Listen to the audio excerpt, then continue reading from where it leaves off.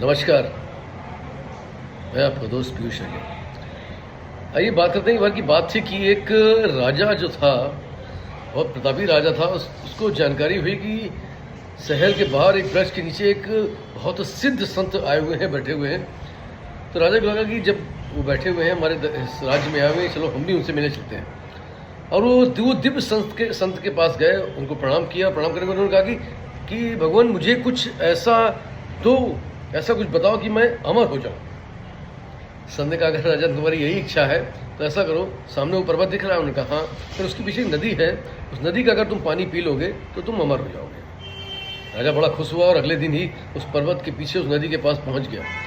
और नदी के पास पहुंच के जैसे ही पानी पीने के लिए झुकता है, देखता है कि कुछ लोगों की कराहने की आवाज़ सुनाई पड़ रही थी। उसको मुझा कि यहाँ पर कौन बियावान जगह पे करहा रहा होगा। उसने कहा अरे आप यहाँ क्यों करा रहे हैं बैठे हुए। कह लगे क्या करूँ, मैं जो हूँ यश का पानी मैंने पी लिया था और मैं अमर हो गया। जब 100 साल का हो गया, वृद्ध हो गया, कमज़ोर हो गया, तो मेरे पुत्र ने मुझे घर से निकाल दिया। लगभग 50 वर्षों से मैं यहीं पड़ा हुआ हूँ, ना कोई देखने वाला ना कोई सुनने वाला।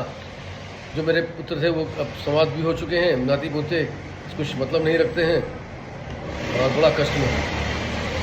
मुझे लगा है कि बड़ा गलत है, अगर मैं अभी अमर हो जाऊंगा, कमज़ोर हो जाऊंगा, वृद्ध हो जाऊंगा तो अमरता का कोई कारण नहीं। तो फिर वो उन ऋषि के पास गए, उनसे कहा कि भगवान जो अमर होने का आपने वरदान दिया है, अमर होने के साथ साथ मुझे यौवन का भी वरदान दीजिए। अगर मैं युवा रहूँ तो ज़्यादा अच्छा रहेगा, अदरवाइज अमरता का क्या मतलब है। तो उन्होंने कहा ठीक है, उस नदी के आगे सिर्फ सामने एक पहाड़ दिखेगा, जब उसको आप पार करोगे तो एक वृक्ष मिलेगा, उसमें पीले कलर के कुछ फल लगे होंगे, उनको आप सब कर लेना, आप यौवन भी हो जाओगे आप।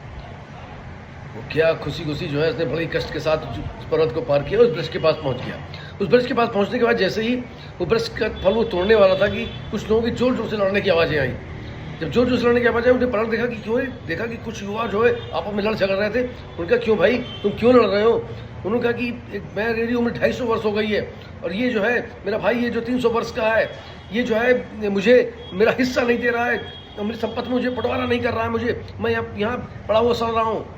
तो उसने कहा कि अरे मैं कैसे कर दूँ, मेरे जो पिता हैं वो 400 वर्ष के थे, वो देखो उन्होंने अभी तक मेरा बंटवारा नहीं किया, मुझे संपत्ति नहीं दी, मुझे तोड़ी नहीं मिली है, तो मैं कैसे, क्या नाम है, कल वो खुद ही अभी तक उपयोग कर रहे हैं क्योंकि उनकी वो यौनावस्था है।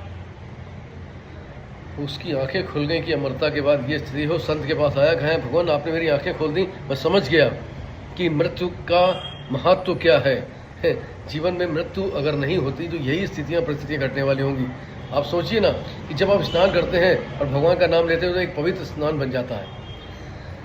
जब आप भोजन करते समय भगवान का नाम लेते हैं तो वो एक दिव्य भोजन बन जाता है। जब आप चलते समय ईश्वर का नाम लेते हैं तो वो एक तीर्थ बन जाता है।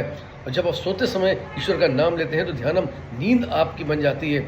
जब आप काम करते समय ईश्वर का नाम लेते हैं तो वो भक्ति बन जाती है। और जब घर में आप ईश्वर का नाम लेते हैं तो वो मंदिर बन जाता है। तो हमेशा खुश रहिए, स्वस्थ रहिए और अपने लोगों से मिलते जुलते रहिए, क्योंकि जीवन जो है वो आज में है, जीवन जो है वो प्रत्यक्ष में है।